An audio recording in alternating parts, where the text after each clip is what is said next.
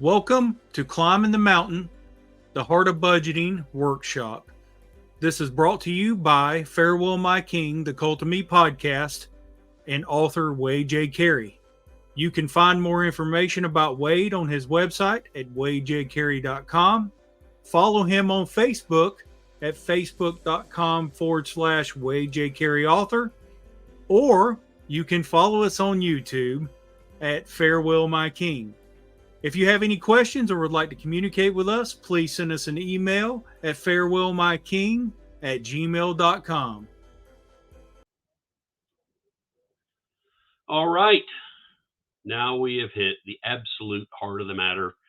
If there's nothing else you take away from this is the concept that I'd like for you to come away with the most.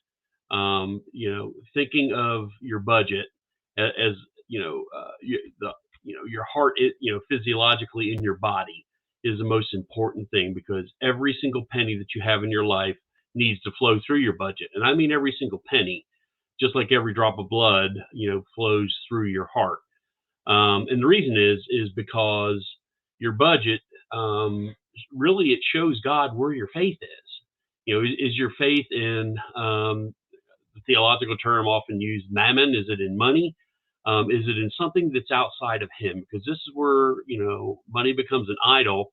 And if we're putting our hope in anything but Jesus Christ, we are in trouble. If we're putting our hope in ourselves or in something outside of God, then we're headed for disaster. And the purpose of tracking every single penny in your life is not to catch the bank making a mistake or something like that. And I'll have some comment on this a little bit later, but it's an exercise. And that's really what's so important about it. And I think that, how we deal with money, we need to make a covenant with God that we're going to show Him our faithfulness through that. The example I like to use is, at the end of each month, I treat our family finances. We have debits and we have credits. I have a dashboard and a 9-page spreadsheet, and I track every single transaction. And unlike some of the famous finance courses, I do believe in credit cards. I like to game them, and I know that's been called foolish by some. I don't care. I'll take those points because those end up being free vacations if you know how to do it. It's not for someone who's just getting started budgeting, but ultimately, I track every single transaction. I don't use a debit card. I use a credit card, and I pay the annual fee. I use it for business. I use it for everything that we do. And it's nice to get those miles to go on vacation. Now, that's just my personal take.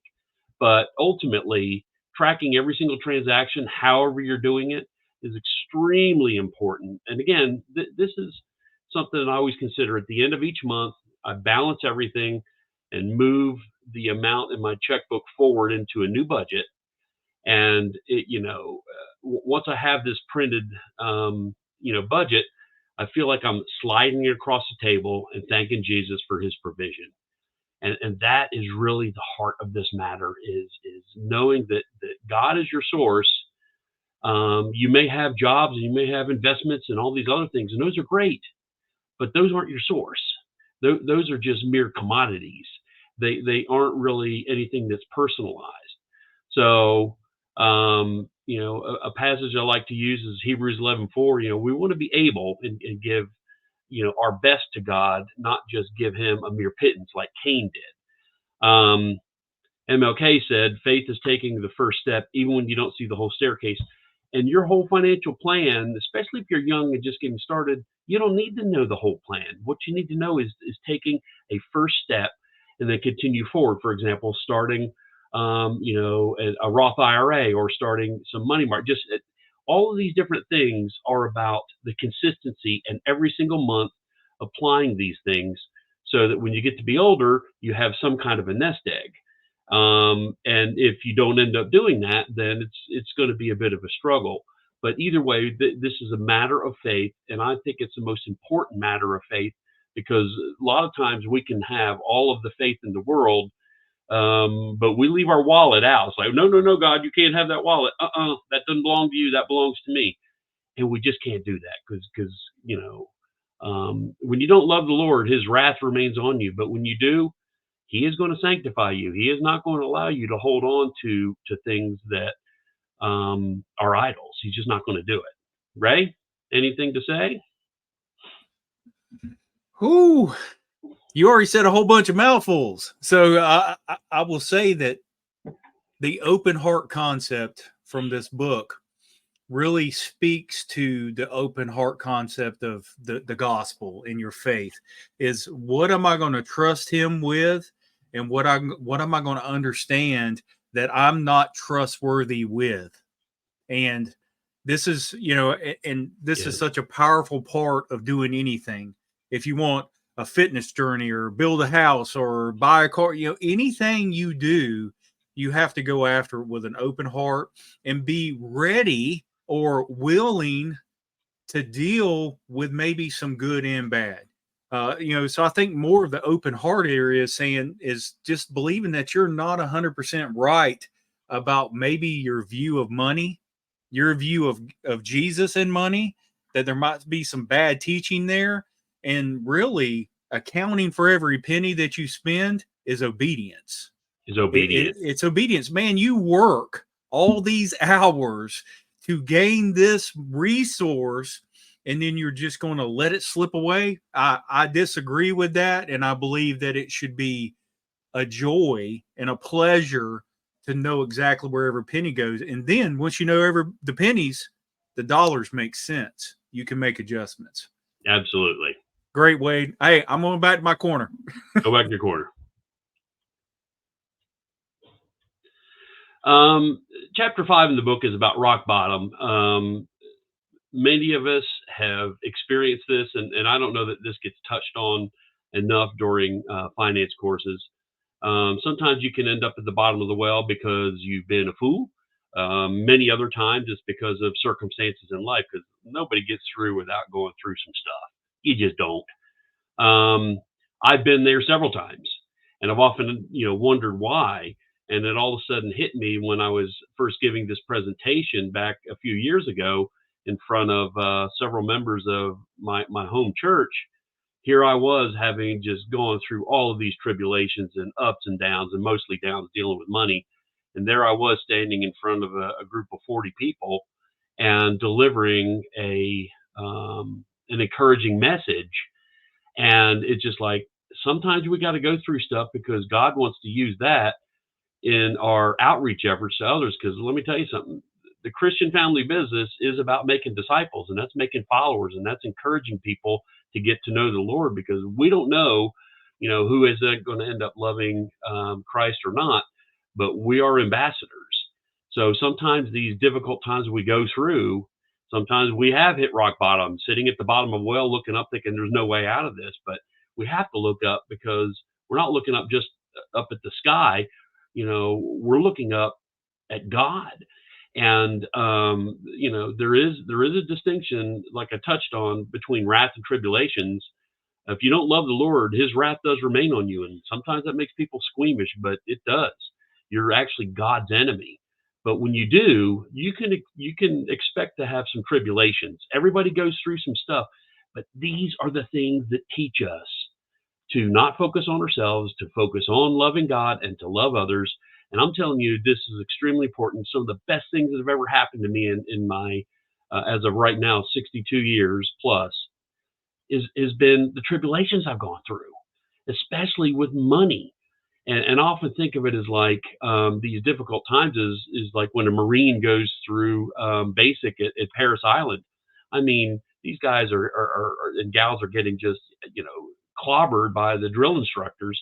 They're going through all of this stuff, but it's to make them a better Marine so that they can survive. And sometimes these tribulations, these financial difficulties we have, is exactly what God's doing to us. Because a drill instructor at Paris Island who doesn't train the recruits to become good Marines is doing them a disservice. Same thing. This is a wicked world that we're born into. And God has to give us some difficult times sometimes to teach us how to deal with it. And I've got some more examples I'm going to touch on later, particularly about Solomon from the Bible. But just remember, as we're going through these tribulations, fear is Satan's native language. the Bible warns us a lot. We don't want to fear. We want to look up and we want to see God above all of it. And if we're going through these difficult times, I think it's fine to pray that they're not going to be severe and all this other, but ultimately, he's the one who has allowed these things to happen to us.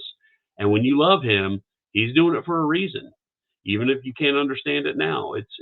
God is a couple of times in the Bible referred to as like the potter. He is molding us, and ultimately, when you love Jesus Christ as your Lord and Savior, God is molding us into his image, and that's going to have some tribulation. So if you're at rock bottom, if you've been there before, or you're there now, just remember to look up, not just to the light in the sky, but to the one who created the light in the sky.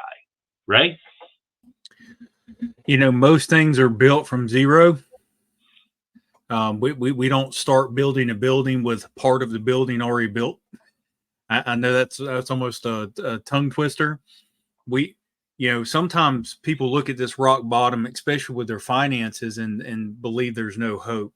But really, there's no better place to be. And I know that sounds so counterintuitive, but there's no place better to be able to be objective, because it is hard to be objective with $100,000 in your account to budget.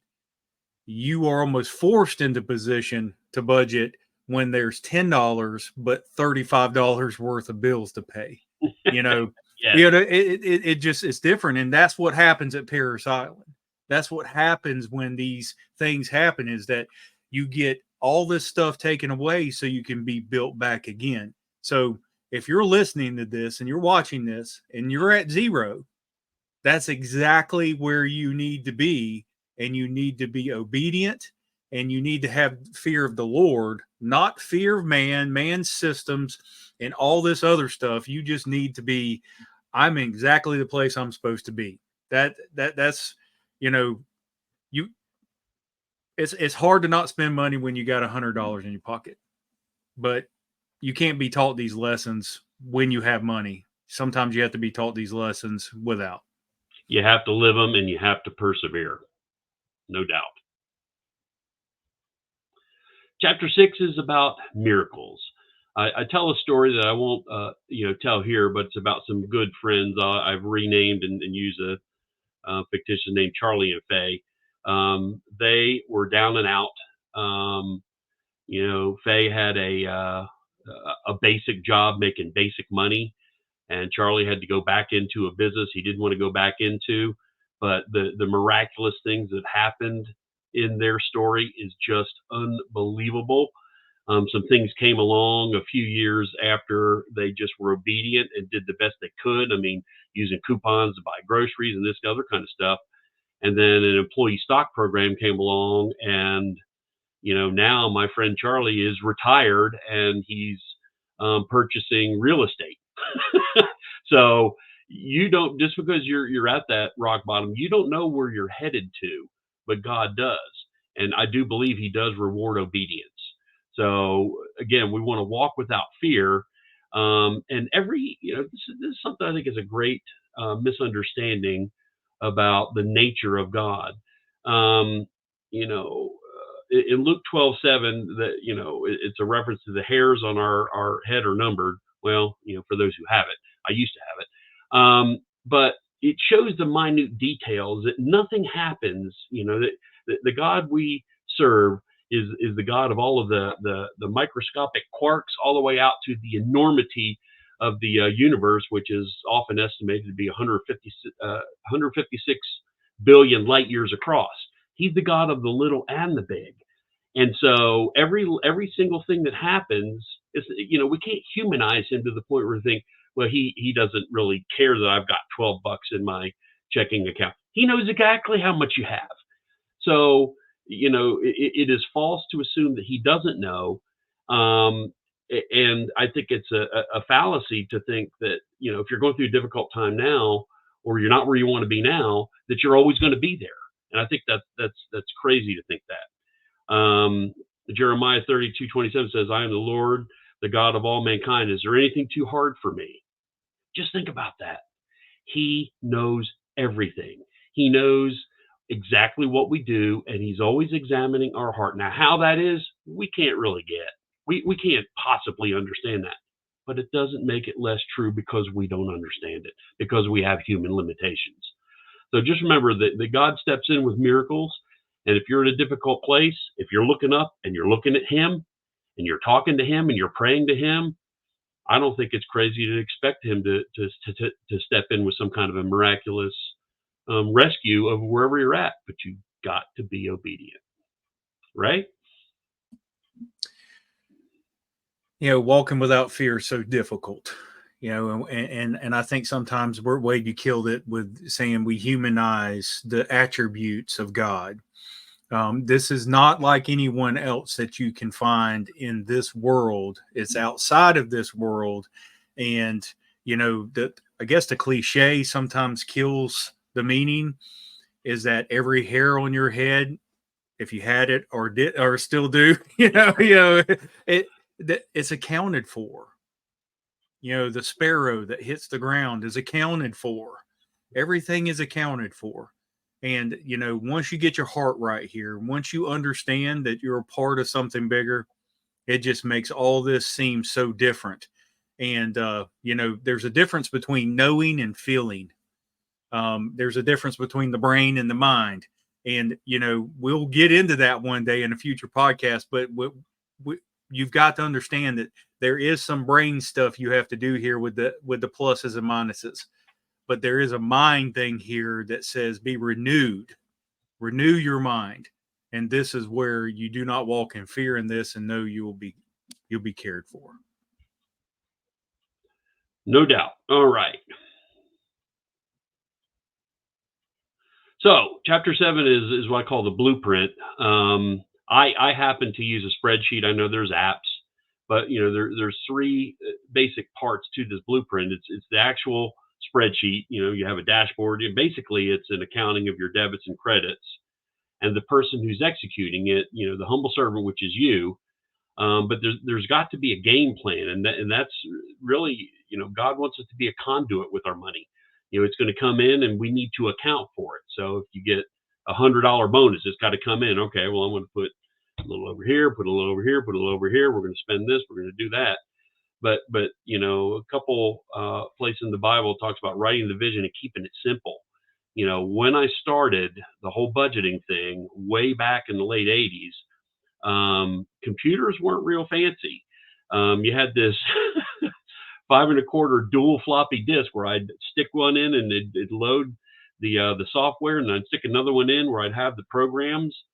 And it's just amazing how it has come along throughout the years. I really didn't have this grand plan. I would have never been able to guess that it would come to the point where I actually would write and publish a book, and be doing some podcasting and do presentation. I couldn't have possibly imagined that.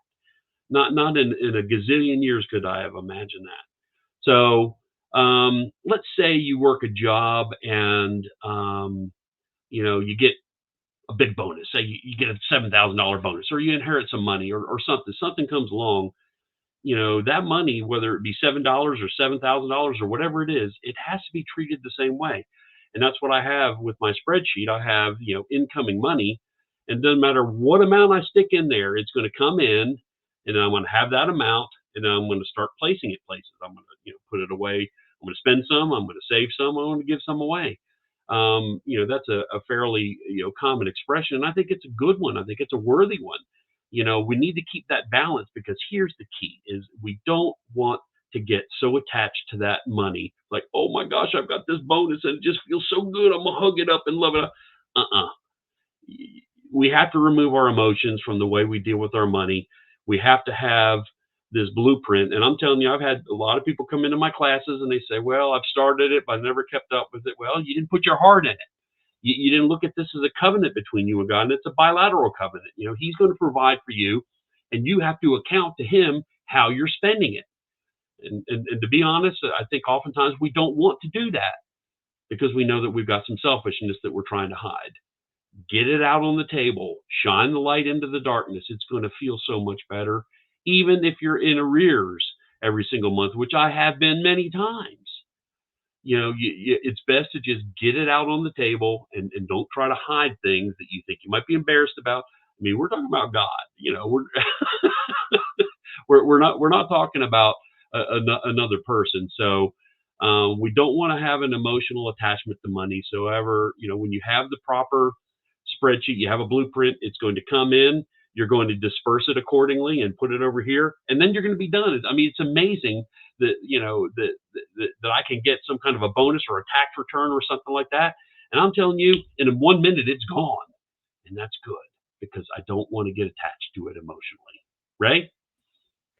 Every penny has a name. Most of your, and this is more of the budgeting in works, not the heart of the budget, but every penny has a name. You name every penny that comes into your house and you put it in its proper spot. And that doesn't mean that some of these pennies can't be in fun spots or saving spots or bill spots, but it has to have a name. If you don't have names, if you don't have a place, and that's where the conduit works so well, is you got to have a game plan. And we won't go into the X's and O's and the zeros and the periods, but it's got to have a name. If you have a name for it, then like Wade just said, it is a game, and that game can be played with precision. That's exactly right. To finish this up, God honors you by what goes into your budget. You honor him by what goes out of it.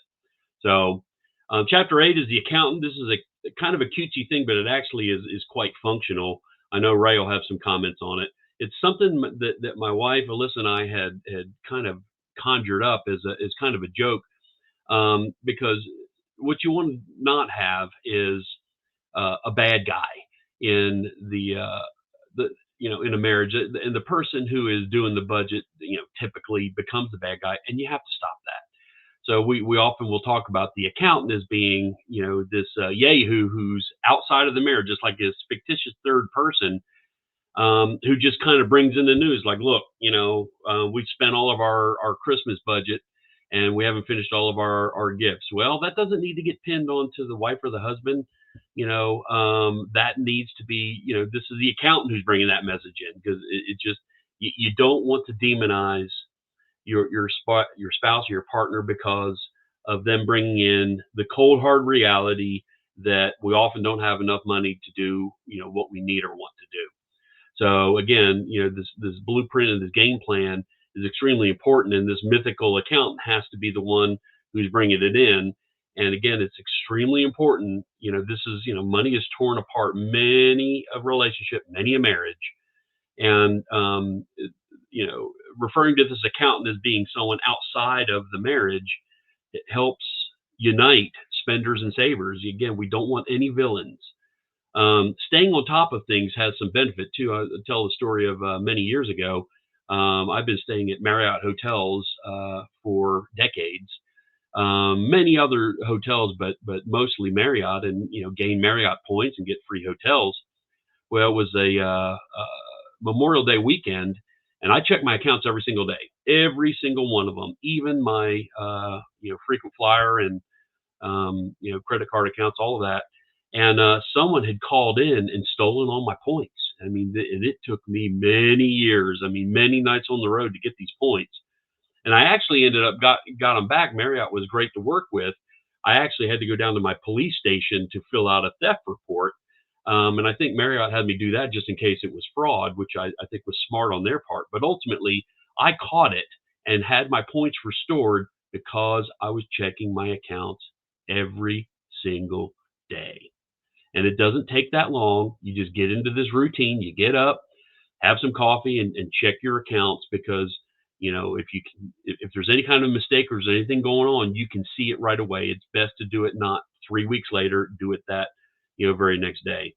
And again, the budget that you have, and with this accountant who's managing it, that's your family business, and every business has debits and credits. And when you want to start planning for things, you want to start accruing money for it. So in the end, money can't save you, but by failing to prepare, you're preparing to fail, is what Ben Franklin said. And I think if you don't have these things, if you don't have a blueprint, and you don't have this concept of an accountant who is not going to be, You can demonize the accountant, but you don't want to demonize your spouse, right?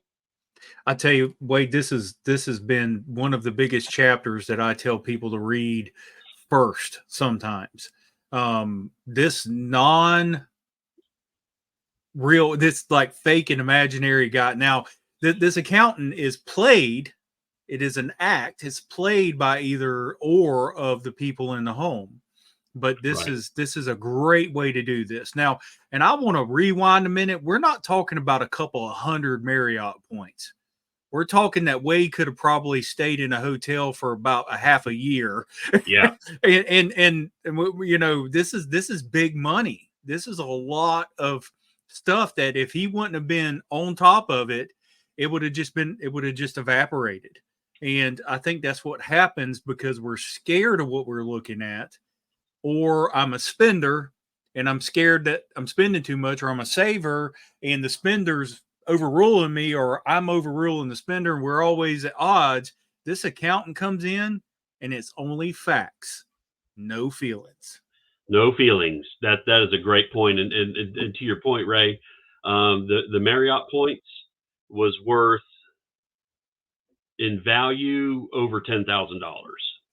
I've stayed So, at Marriott's a lot. And so by the accountant getting up every single morning and checking every single, account that has anything to do with finance or anything that, the accountant served the family very well. So the accountant gets a pat on the back for that. But when the accountant comes in and says, okay, well, we're out of grocery money and we got to go buy some groceries, well, you don't want somebody to get demonized for that. So the accountant kind of takes the lumps, and sometimes an occasional pat on the back when he or she, and it can be he or she or he and she, whatever it yeah, is, the accountant needs to be outside of the relationship and is just no feelings. no No, feelings. It's like someone looking inside of your budget that doesn't live in your house, and it is ones, twos, threes, and zeros. That's it. that's right. So, and congratulations, Wade, for saving 10 grand in Marriott points just because you checked an account. Next slide, Ray. Here we go. All right, we're talking about banks now. The first one is the bank above. You know, I think it's important that we acknowledge, in the Sermon on the Mount, Jesus talked about it, to store your treasures in heaven. Um, Acts of obedience will give us enormous deposits into our bank above.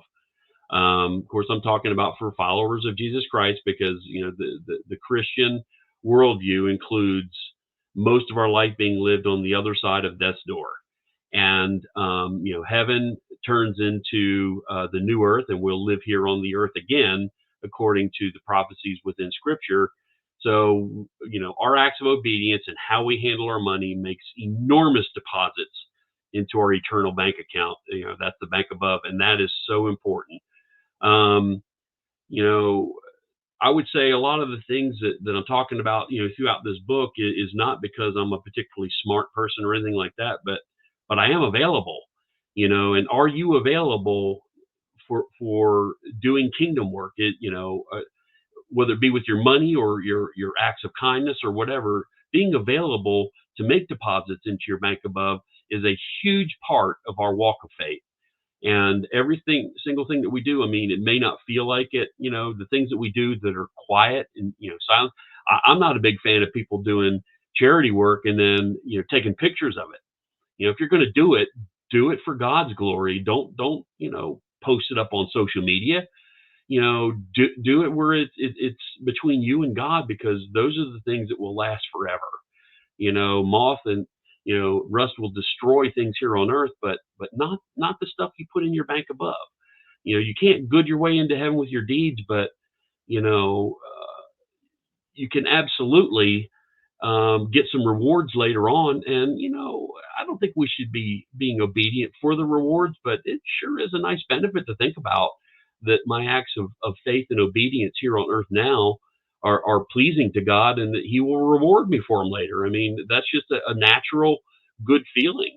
So my challenge question at this point is this: if you are a follower of Jesus Christ, if you identify as a Christian, are you living your life like a non-believer when it comes to handling money? Mouthful, Wade. Mouthful. I want y'all to just think about that for a second, because I will raise my hand to say that I had for a long time and still at certain times do this. So this is not a finger being pointed. This is a statement to shake you into realizing how important this is.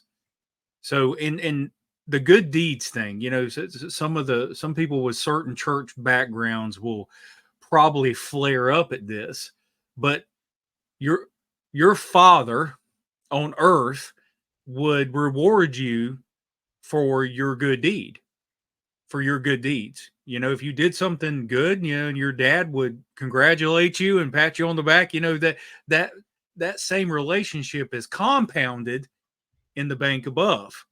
And that bank is one that's running the emptiest in so many people's lives. You know, it's more than money. It's about, am I willing to trust my Father in the depths of my soul to know that I can give this away or I can do this with my money and I'm still going to be provided for. It's so, you know, non-believers can do what they want to with their money, but if you are a believer in Jesus, then we have a requirement to love our neighbor as ourselves, and sometimes that Requirement. might There you go. mean, Yes. yeah, we that might mean that we need to go clothe them and feed them and help them with their light bill. You know, I mean, that is part of being that loving neighbor that Jesus on that mountain said that we were supposed to be. There you go.